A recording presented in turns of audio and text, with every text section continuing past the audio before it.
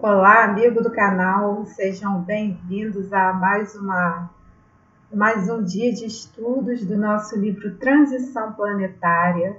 Hoje nós estamos na metade do livro, no capítulo Aprendizagem Constante, capítulo 11. É um capítulo bastante interessante porque nós veremos a intercessão da avó, um espírito familiar, um espírito querido, auxiliando o seu neto, né, naquele momento da desencarnação. E nós veremos o porquê desse auxílio, o porquê da intercessão, porquê que aquele neto estava passando por aquele momento de dificuldade. E tudo isso tem a ver com a lei de causa e efeito. Mas antes de nós iniciarmos mais um estudo do livro Transição Planetária, vamos fazer a nossa breve reflexão do livro Liberta-te, Alma Irmã, pelo Espírito Icleia e médium Brunilde do Espírito Santo, onde Icleia diz o seguinte para nós: a hora que hoje vives não é a mesma que viveste ontem, nem será que viverás amanhã. Aceita, pois, as mudanças que diferenciam o teu hoje do ontem que já se foi. Então aqui Cleia fala para a gente aproveitar o dia de hoje, porque o ontem já passou, a gente não tem como modificar o que já foi feito, mas a gente pode construir um novo amanhã. E essa construção acontece aqui no nosso presente. Então, antes da gente iniciar efetivamente o capítulo 11, nós gostaríamos de refletir em torno da questão 514 do Livro dos Espíritos, quando Kardec pergunta se os espíritos familiares são os mesmos a que nós chamamos de espíritos simpáticos ou espíritos protetores ou anjos da guarda. E os espíritos falam o seguinte para Kardec, que há gradações de proteção e de simpatia, afinidade. Daí, tanto faz o nome que nós quisermos dar, porque esse espírito é um espírito familiar. Antes de tudo, ele é um amigo daquela casa, daquela pessoa que está passando por aquele momento de intercessão. E esses espíritos familiares se ligam a certas pessoas por laços mais ou menos duráveis, com o fim de lhes serem úteis, que é o que nós estamos vendo nesse capítulo 11.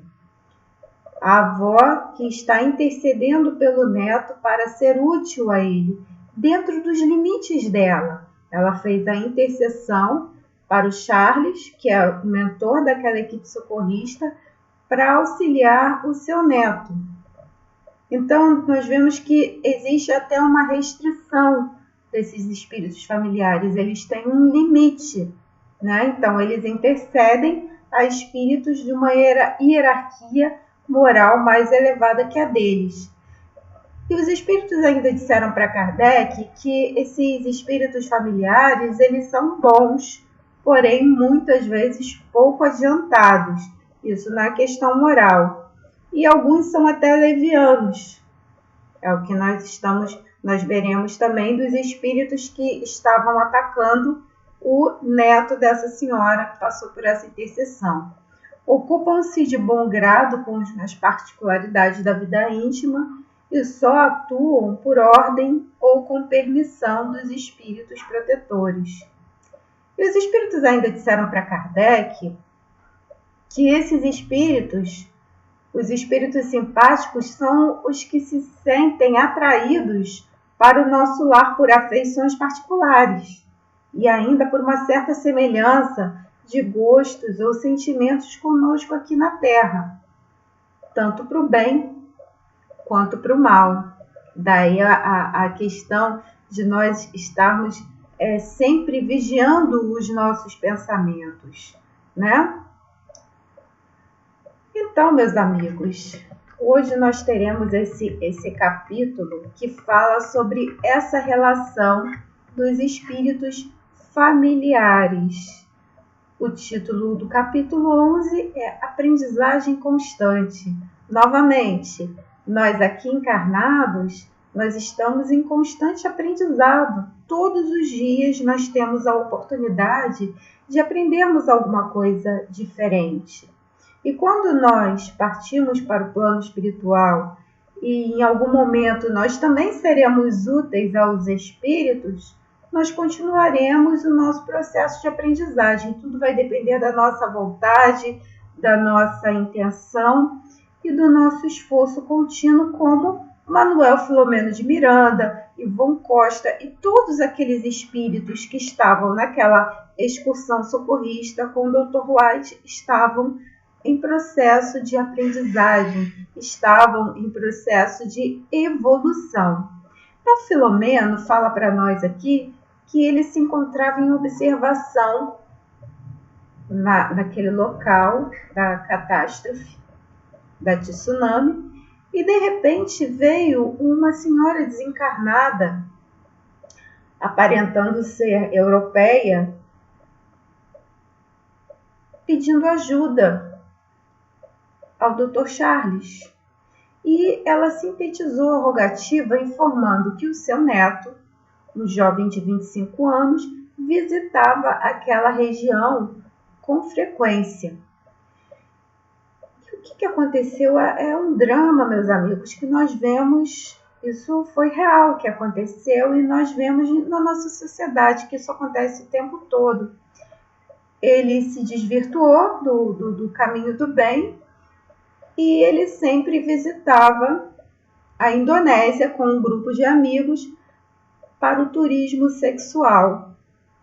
Então eles desfrutavam das regalias do prazer que ali eram concedidas em larga escala. E nós vemos isso aqui no Brasil também. Quantos europeus, quantos norte-americanos, quantos asiáticos visitam o nosso país também, ou visitavam, né, que agora com essa paralisação toda tudo diminuiu, para os prazeres sexuais. E naquela localização da Indonésia, nós percebemos que havia uma grande quantidade de turismo sexual. E aquela senhora desencarnada começou a explicar para o Dr. White o porquê do socorro. Então ela fala que o neto era portador de um caráter vil, usava drogas químicas. E o pior de tudo isso não era o dano que ele causava a si. É horrível isso, mas ele estava causando a si. O pior é o dano que ele causava a terceiros, porque olha o comprometimento dele. Ele atraía jovens inexperientes e sonhadoras daquele local da Ásia, porque ele era um rapaz bonito, um porte atlético, surfava, enfim, ele tinha todos os caracteres que atraíam as jovens. E aí o que acontecia? Ele seduzia essas moças e as corrompia, as empurrava para a droga, para a drogadição e para o comércio carnal, ou seja, para a prostituição. Olha o comprometimento desse rapaz. E o mais triste disso tudo é que nós observamos isso ainda hoje. Pessoas que se comprometem, se corrompem e de alguma forma, mesmo que não esteja visível para as leis dos homens, para as leis de Deus está. Então essa senhora desencarnada que estava conversando com o Dr. Charles fala ainda que ele financiava a viagem de algumas interessadas em aventuras e comercializava-as com organizações mafiosas que as transformavam em escravas sexuais em outros países europeus. E quando as moças se viam ludibriadas nessas cidades nórdicas da Europa, era tomado o passaporte e elas teriam que se vender. Então, É interessante como a gente observa nessa narrativa de transição planetária a lei de causa e efeito sendo empregada de uma forma que aparentemente é catastrófica, mas ninguém passa por nada do que precisa passar. Aí nós vamos ver mais para o final do capítulo como vai ficar esse jovem, o que ele está passando, por que a avó está fazendo essa rogativa. E ela continua falando que o tipo exótico daquelas moças, quase adolescentes, em relação aos padrões europeus, fascinava aquela clientela viciada nesses prazeres mundanos. E quando elas se davam conta do que estava acontecendo, que elas estavam lá escravizadas, elas já não tinham mais escapatória. Elas se viam encurraladas num labirinto. E a avó ainda fala que essa conduta do neto já era habitual, uma conduta infame, e que ele se comprazia daquilo. Ele gostava de explorar, de se dar bem em cima dos outros. Ele se comprazia com aquilo. É um espírito criminoso. Ele ainda não atingiu esse patamar moral de compreender que é errado escravizar o outro ser humano em pleno século XXI, amigos. Essa narrativa é em pleno século XXI. O tsunami aconteceu em 2004. E até hoje isso acontece. Mas ela falou que, apesar desse comportamento infeliz, ele era o seu neto. E ela rogava por esse infeliz. Por quê? Porque essa avó era um espírito familiar que estava trabalhando de alguma forma para resgatar esse neto que caminhava por caminhos obscuros, por livre-arbítrio.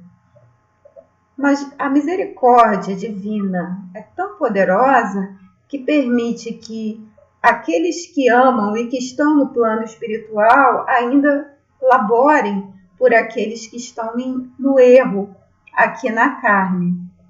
Então nós estamos aqui vendo um espírito familiar, uma avó desencarnada, um coração que está ligado a essa outra individualidade completamente transviada, criminosa, trabalhando pelo neto. E a avózinha era um espírito que pedia ajuda e tentou inspirá-lo para que ele mudasse o seu comportamento, né? Mudasse as suas atitudes, aqueles hábitos perniciosos. Tentou falar por vários momentos, conversou com ele no momento do desdobramento do sono físico, mas ele estava completamente ausente dos valores do patrimônio moral espiritualizado. E Dr. Watt ficou comovido com aquela rogativa, com aquele pedido de intercessão. Uma avó pedindo pelo neto que era um criminoso. E ela ainda fala para o Dr. Watt: eu estou informada por espíritos generosos que vocês estão fazendo um trabalho socorrista. E ela pediu ajuda, deu o endereço, disse que eles estavam no hotel X, na hora do sismo, e que ele foi arrebatado pela onda gigante que carregou, levou todo o edifício do hotel, que desmoronou. Ele ficou quase soterrado no entulho, mas só agora, vários dias depois do ocorrido, ele foi encontrado ainda com vida e conduzido a uma emergência hospitalar. Os estrangeiros que foram auxiliar naquele momento da tsunami, os encarnados, improvisaram um hospital de campanha, e estavam socorrendo os sobreviventes daquele desastre. E Filomeno nos fala que Dr. Charles convocou a equipe socorrista para que eles fossem auxiliar esse neto transviado. Então ele fala que coube a ele e a Oscar para que o acompanhassem, enquanto os demais continuariam no trabalho já pré-estabelecido no auxílio à desencarnação, porque eles foram fazer um socorro à parte daquele que tinha sido inicialmente combinado. E quando eles chegaram naquele centro cirúrgico, observaram que muitos sobreviventes estavam sendo atendidos em estado grave. Muitos sobreviveram. Muitos desencarnaram, sim, milhares, mas alguns sobreviveram também. Então eles viram aquele jovem que estava colocado num aparelho. Os médicos verificaram que o seu quadro era muito delicado e ele estava em coma. E uma vasta área cerebral estava comprometida pelos traumas cranianos sofridos, porque houve um desabamento, ele sobreviveu, mas o cérebro dele ficou lesionado pelos golpes daquele desmoronamento da construção. E o Dr. Charles explica para a vozinha que o nosso jovem encontra-se muito gravemente afetado, sem a menor possibilidade de recuperação.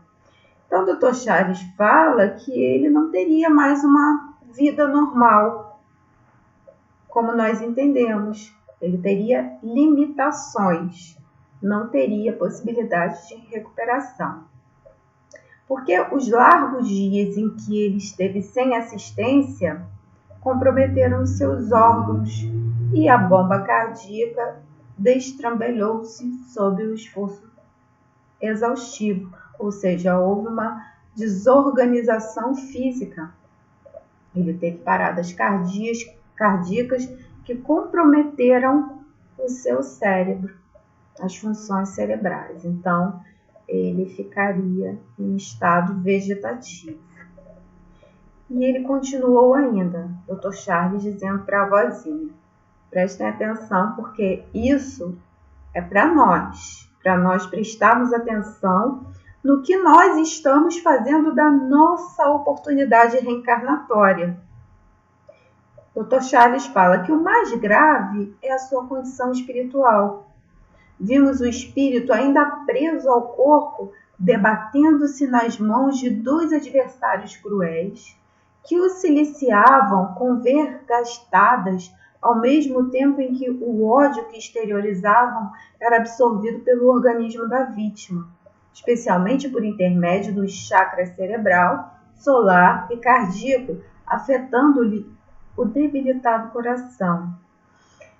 Tudo isso, meus amigos, que nós estamos vendo na narrativa de Manuel Filomeno de Miranda é a imantação mental de duas individualidades que estavam revoltadas com o neto dessa senhora. Então, o pensamento deles de ódio, de raiva, de alguma forma afetava a estrutura perispirítica desse jovem que estava em coma, o deixando no estado de desequilíbrio. E Dr. Charles chegou perto daquelas duas entidades e começou a observar o que eles estavam falando para o jovem. E um ameaçava: morrerás, infame. Nós te queremos aqui conosco na erraticidade para punir pelo mal que você fez às nossas filhas. Então, nós estamos vendo aqui um caso de dois pais desencarnados cujas filhas foram corrompidas por esse rapaz. E, de alguma forma, eles queriam vingança pelas filhas. Eles viram as filhas serem aliciadas, desencarnaram, viram que foram aliciadas por esse jovem, que aparentemente se aproximava delas para uma paquera, um relacionamento, aliciava as jovens e depois as escravizava, as vendia, as corrompia, as drogava. E os espíritos familiares dessas jovens, que eram essas duas entidades, se sentiram revoltadas e foram persegui-lo. E naquele momento da tragédia da tsunami, como nós vimos em capítulos passados, outros irmãozinhos ignorantes, revoltados, nós estamos vendo esses dois pais que foram buscar vingança para suas filhas, que foram aliciadas por esse rapaz. E eles diziam para ele: a sua doença é moral, nós nunca te perdoaremos por invadirdes nossos lares e desgraçares aquelas a quem amamos. Eles ainda falam de uma... quando não se tem esse conhecimento, né, quando você não se abre para receber auxílio, o entendimento da espiritualidade superior, para que nós entendamos essa psique toda da causa e efeito, ação e reação, a verdadeira justiça divina, você desencarna com ódio, com raiva, querendo buscar vingança. Por isso que é muito importante o conhecimento da doutrina espírita, e nós já irmos trabalhando isso dentro de nós, para nós não desencarnarmos com raiva de ninguém, nem para ninguém desencarnar com raiva de nós. Por isso que Jesus é nosso modelo e guia, nós devemos nos esforçar em seguir os seus passos.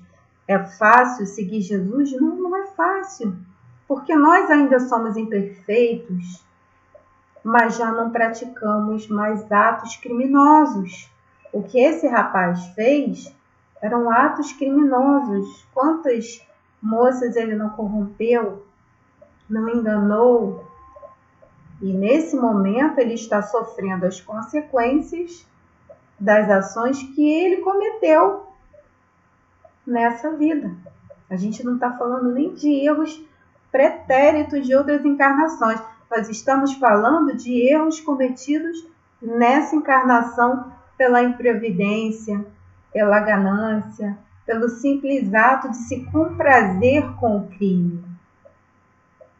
Nós sabemos como é difícil falarmos sobre esses assuntos, mas eles são necessários para nós nos entendermos o que nos cerca e nos esforçarmos cada vez mais para nos melhorarmos.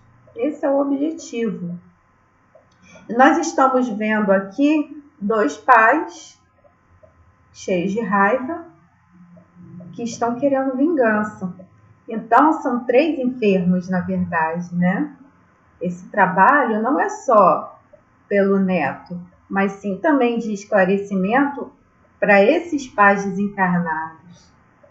É muito interessante a bondade, a misericórdia de Deus, que esses socorros, eles nunca são para um só, sempre arrebata vários espíritos necessitados, encarnados ou desencarnados. E Charles explica o seguinte para Filomeno: nossos irmãos estão tentando matá-lo, ou seja, eles procuram impedir que ele se assenhoreie do corpo, porque o que aconteceu? Esse rapaz, ele está em coma, então o perispírito dele está expandido e ele está sentindo tudo. Ele está sentindo essas vibrações de ódio, de raiva, que estão intoxicando o seu perispírito. E na medida que intoxica o perispírito, que causa um desequilíbrio, vai causando um desequilíbrio orgânico no corpo físico também. Então, eles querem que ele desencarne para que eles possam escravizá-lo no plano espiritual. E White fala: no seu estado atual de fraqueza, não suportará por mais tempo a ingestão dos fluidos venenosos Os fluidos venenosos, amigos, são os pensamentos.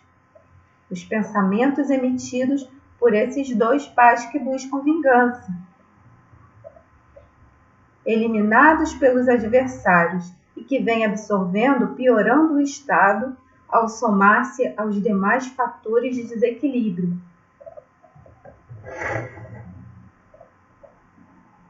Dr. Watt continua dizendo que ele precisa sobreviver. Não é o momento dele desencarnar.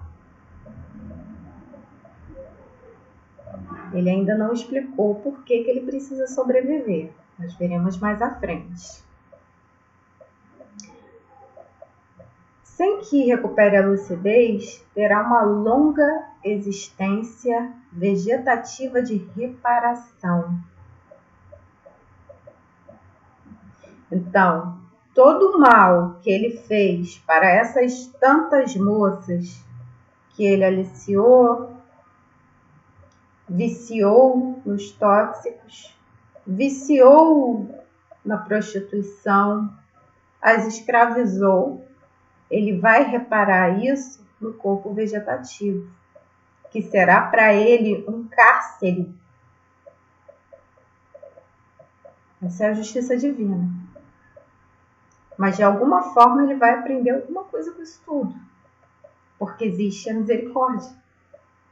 Deus é nosso Pai, Ele é o nosso Criador, Ele sabe o que nós necessitamos para melhorar. Muitas vezes é um castigo necessário, é uma dor necessária. Então esse rapaz, ele precisava sobreviver para fazer essa expiação no corpo vegetativo. Seria uma prisão, porque ele não estaria no plano espiritual, não estaria desencarnado, mas também não teria uma vida plena no plano físico. É a justiça divina. E aí Dr. Watt se acercou daqueles dois infelizes. Até então ele não era visível. Dr. Watt, tem um grau moral bastante superior.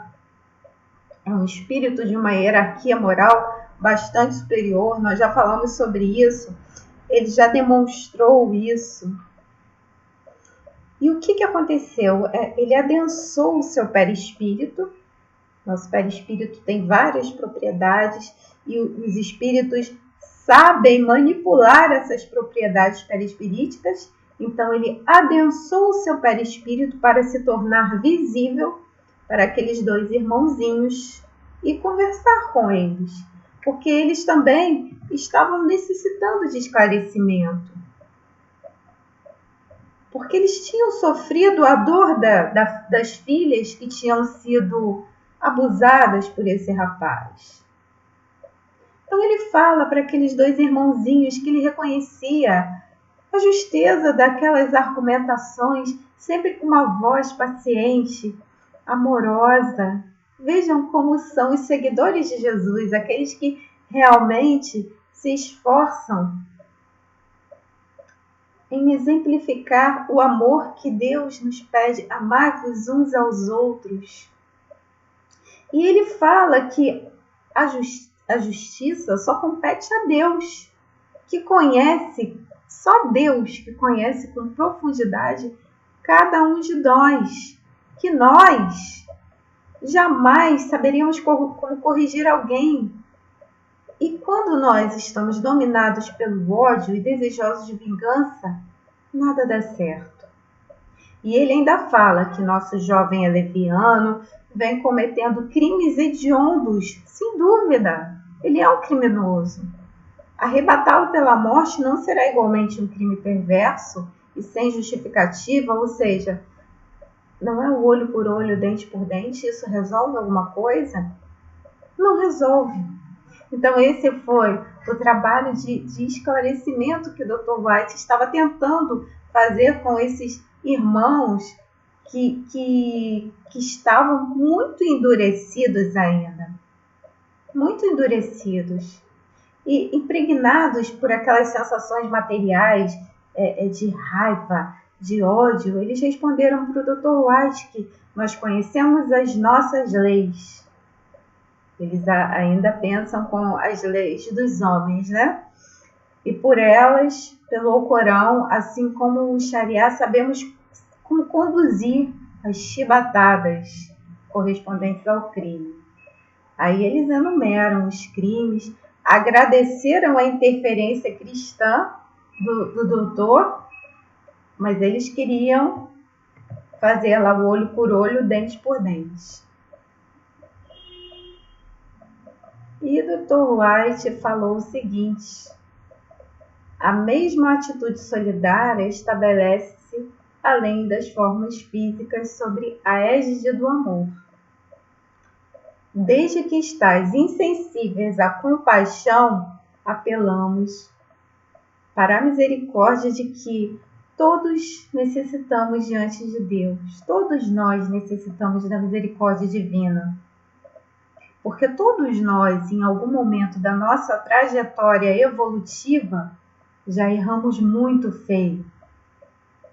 Todos nós. Se hoje nós sabemos que matar, que roubar, que corromper é um crime, são crimes horríveis, é porque no pretérito nós já fizemos igual ou pior. Em algum momento nós aprendemos e hoje não mais fazemos. Por isso não nos cabe julgar, nós podemos nos esclarecer, nós podemos não concordar, mas a justiça divina nunca falha. E quando nós temos certeza que a justiça divina nunca falha, nós não vacilamos, porque nós temos convicção da fé em Deus, nós temos convicção da imortalidade da alma, nós temos convicção das reencarnações sucessivas que, de alguma forma, farão com que nós reparemos os erros pretéritos. E é isso que o Dr. Charles está tentando esclarecer para esses irmãos. E é isso, são essas as lições que Manuel Filomeno de Miranda traz para nós, para que a nossa fé não fique vacilante, para que nós modifiquemos as nossas posturas, para que a nossa vida seja mais tranquila, seja mais leve, para nós não julgarmos, ou se ainda julgamos, começarmos a modificar essa nossa postura e aprendermos a orar mais, sabendo que tudo isso que nós estamos vivendo é transitório. É transitório. E Dr. White começou a orar. Ofereci-vos a bênção da caridade para com o criminoso e reagis. Silenciando, pôs-se a orar em profunda concentração. Então, naquele momento, aquele espírito cuja hierarquia moral é enorme começou a orar por todos, mas principalmente por aqueles dois irmãos infelizes que estavam cristalizados naqueles sentimentos perniciosos e que de alguma forma estavam se igualando ao criminoso. E naquele momento em que ele começa a orar, Ana vem com seu archote, se envolveu naquela claridade.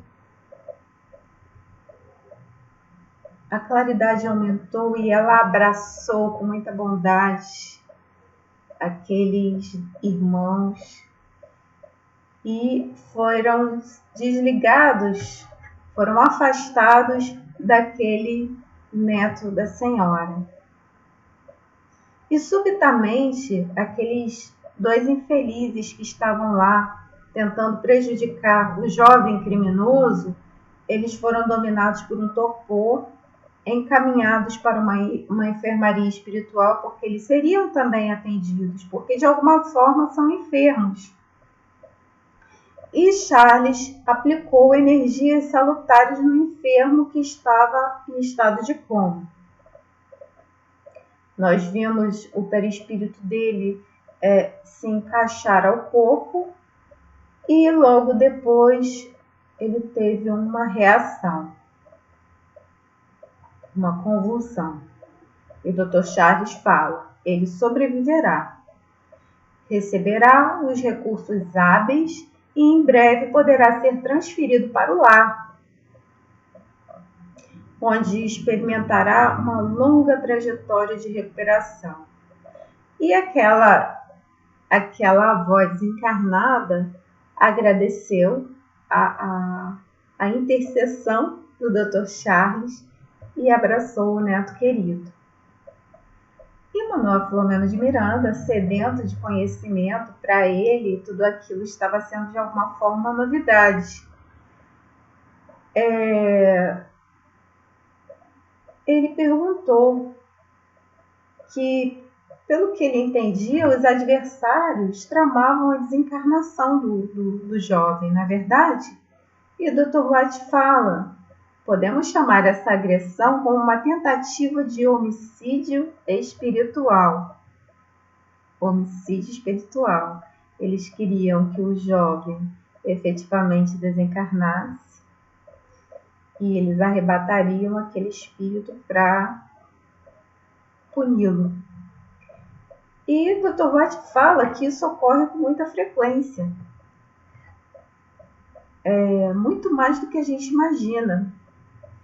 Ele diz que nunca devemos esquecer que existe o campo de causas no mundo espiritual, onde se originam as ações e feitos que se materializam na Terra. Fonte de sublimes inspirações também origina reações devastadoras quando seus autores se encontram nas faixas primárias da evolução. São aqueles espíritos que ainda se comprazem com as sensações materiais. São os materialistas, os gananciosos, os corruptos, os criminosos, os egoístas. Nós já sabemos que os grandes males da humanidade são o orgulho e o egoísmo. E todos esses atos criminosos provêm do egoísmo. Porque a pessoa que comete um ato criminoso só pensa em si.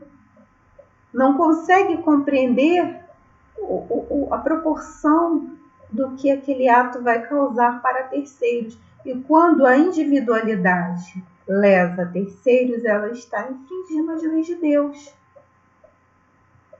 Dr. White ainda fala que em colônias de dor e de sombra, mentes perversas elaboram programações desditosas que inspiram os deambulantes carnais, insensibilizando-os e auxiliando-os nas suas desvairadas aplicações. Então, toda essa conexão, toda essa afinidade de espíritos encarnados e desencarnados é pelo pensamento. Nenhuma individualidade das trevas se afiniza com o encarnado que não vibre na mesma frequência que ele. Se eu tenho o hábito de me espiritualizar, seja em qualquer segmento religioso, se eu tenho o hábito de orar, de fazer o bem, de querer o bem para o meu próximo, estarei criando uma barreira fluídica para que essas entidades, essas personalidades não se acerquem de mim. Eu tenho meus amigos familiares, meus espíritos familiares, meu anjo da guarda me auxilia, mas eu preciso fazer a minha parte também. Se eu não fizer a minha parte através da prece, do culto do evangelho no lar, dos bons hábitos, daquela reflexão diária, o que eu estou fazendo de bom, o que eu preciso modificar em mim, o que eu posso melhorar nas minhas atitudes? Será que eu estou sendo uma pessoa gentil? Coisas básicas do dia a dia, mas que contam muito na nossa vida espiritual. Através das boas ações, eu estarei trazendo para mim espíritos que me auxiliarão na minha caminhada evolutiva dessa reencarnação. A grande questão é como eu estou levando a minha vida? Como andam os meus pensamentos? Será que eu me vinculo aos bons espíritos ou aos maus espíritos, aos zombeteiros? Muitas vezes, amigos, não é nem que a pessoa não seja má, mas ela simplesmente é indiferente. E a pessoa indiferente atrai o que para si? Espíritos ruins. Eu não posso ser indiferente, eu não posso ser debochada com as situações da vida. Por exemplo, nesse momento de crise, da pandemia, como deve ser a minha postura de cristã? Eu me vinculo ao desespero, ao desequilíbrio? Ou eu procuro meditar, orar, que por mais difícil que seja a situação, eu sei que Deus está comigo. Então, são essas pequenas modificações na nossa rotina que trazem uma luz no fim do túnel. O Dr. White ainda fala que em parceria psíquica, encarnados e desencarnados do plano inferior hipnotizam aqueles com os quais convivem na esfera espiritual, esses desalmados perseguidores do bem, e utilizam-nos com uma frieza que se choca, procedente desse modo das suas construções mentais devastadoras, imantação mental. Quem pensa é o espírito, a construção mental é da individualidade, tanto encarnada quanto desencarnada. Detido o espírito encarnado nas malhas vibratórias dos seus desafetos, em razão dos comprometimentos morais para com eles, torna-se sujeito à sua injunção infame, experimentando dores acerbas que podem provocar no corpo desastres orgânicos. Por isso que nós vemos muitas pessoas em estado de loucura, porque se afinizam com essas entidades que querem o seu mal. Dr. White ainda fala o seguinte, vamos ler juntos essa parte. A mente é portadora de energias que se movimentam através da aparelhagem carnal. Então, quem pensa é o espírito e através do corpo ele expressa o seu pensamento, através da fala, das ações. E quando são deletérias, produzem efeitos compatíveis. Então, se eu plasmo uma ação deletéria, essa ação deletéria de alguma forma vai reagir no meu corpo em algum momento da minha vida. Da mesma forma que uma emoção forte em estado de vigília danifica o organismo e provoca distúrbios muito graves na maquinaria fisiológica, aquelas que têm lugar durante o parcial desprendimento pelo sono, pelo coma ou situações equivalentes, repercutem nas células, danificando-as ou harmonizando-as, se defluem das alegrias e bênçãos que se vivenciam. Então vejam bem, se eu tenho um comportamento pernicioso enquanto encarnado, vejam as entidades que se vinculam a mim. Isso faz com que nós paremos para pensar em como nós estamos levando a nossa vida, como andam os nossos hábitos. E isso inclui o que nós pensamos, porque, veja, o pensamento é um atributo do espírito. O pensamento é um atributo do espírito. É nosso, nós somos espíritos. E tudo que nós fazemos, nós primeiro pensamos. Não existe o falei sem pensar, o reagir sem pensar, isso não existe. Então, se eu falo mal de alguém, ou se eu planto uma fofoca, igual a gente está vendo aqui nessa imagem, um jornalista escrevendo sobre o casal que está ali do lado e uma entidade perto dele, falando no ouvido dele como ele deve agir, a culpa não é só da entidade. Ele está vinculado a essa entidade porque eles têm a mesma sintonia vibratória. Eles pensam em equivalência.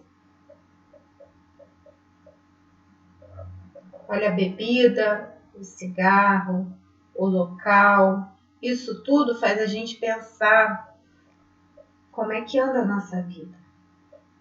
Porque isso também é nossa responsabilidade. Então, o Dr. Watt continua dizendo que tudo quanto ocorre na soma procede da nossa psique, portanto, do espírito. A psique é do espírito, que é condutor do carro material. Então, as nossas vibrações, a nossa psique, nosso pensamento, é a individualidade que produz. Somos nós, individualidades espirituais, e através do corpo físico, que é um instrumento que Deus nos emprestou para nós nos desenvolvermos nesse plano material, nós expressamos a nossa vontade. E ele continua falando sobre aqueles dois irmãozinhos que estavam cristalizados no ódio.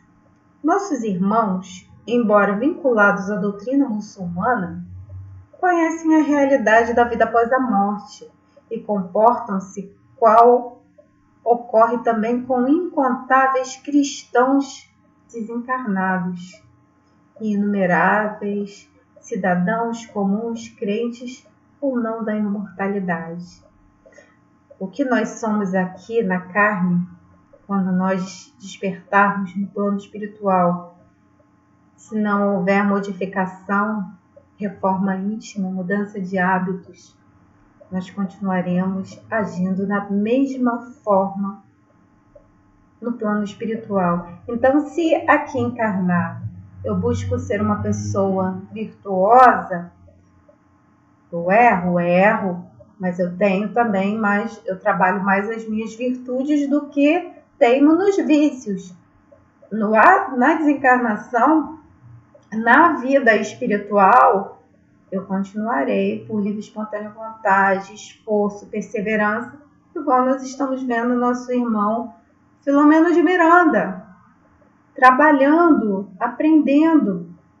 Já outros que tinham comportamentos perniciosos enquanto estavam encarnados, continuam com os mesmos desregramentos do plano espiritual.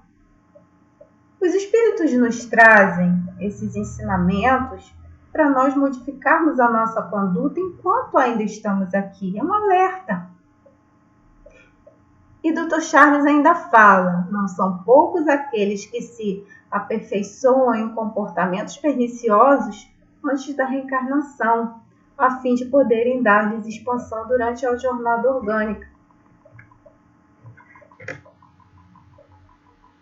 Em Mecanismos da Mediunidade, André Luiz nos diz que a matéria mental, nosso pensamento, é um instrumento sutil da vontade, atuando nas formações da matéria física, gerando as motivações de prazer ou desgosto, alegria ou dor, otimismo ou desespero, que não se reduzem efetivamente a abstrações, por representarem turbilhões de força em que a alma cria seus próprios estados de mentação indutiva, atraindo para si mesmos agentes de luz ou sombra, vitória ou derrota, infortúnio ou felicidade.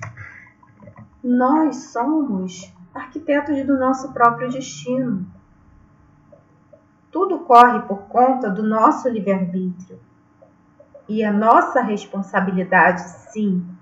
Deus é um Pai tão misericordioso que nos dá todos os dias várias oportunidades para nós nos modificarmos. Mas muitas vezes nós não queremos, nós nos entregamos à rebeldia, à revolta, à insatisfação. E quando nós escolhemos vibrar nessa sintonia perniciosa, quais são as companhias que vocês acham que nós atraímos para nós? Agora, se eu já tenho fé, já acredito que a vida continua e que o meu despertar no plano espiritual só depende de mim, se vai ser bom ou não, Por que eu já não começo a trabalhar as minhas virtudes aqui? É mais inteligente, não é, gente? O Dr. Chaves fala que a realidade é a mesma, variando as formas de exteriorização, assim facultando que todos estejamos envolvidos pelas suas poderosas manifestações do pensamento. Mais uma razão para que sejam divulgados os conteúdos imortalistas a todas as criaturas para melhor poderem conduzir-se enquanto vige o período da reencarnação. O conhecimento da verdade é libertador, porquanto se esculpe no pensamento e nas ações, orientando o ser no seu desenvolvimento iluminativo. O conhecimento, ele nos liberta das amarras, dos grilhões da ignorância, para que nós nos despertemos, para que a vida continua.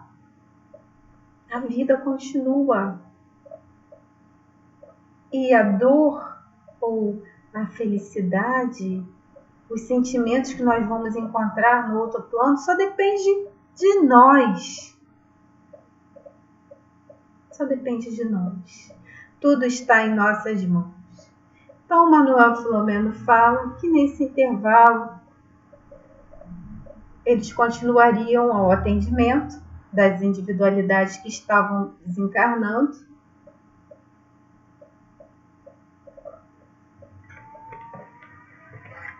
E eles continuariam no seu trabalho.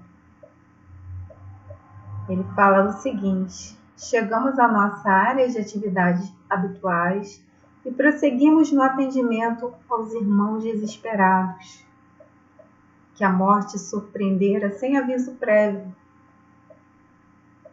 e que, mergulhados no fascínio do corpo, nunca se deram permissão para reflexionar em torno da inevitável presença da morte.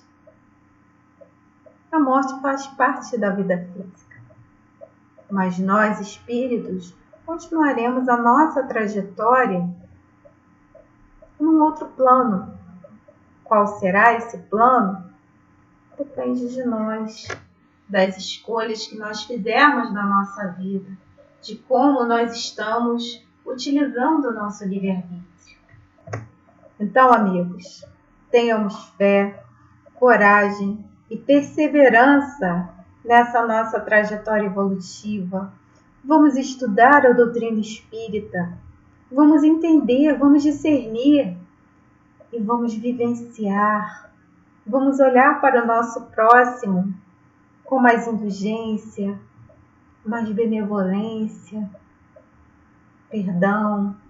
Vamos nos perdoar e continuar a nossa trajetória, porque ela não cessa na carne.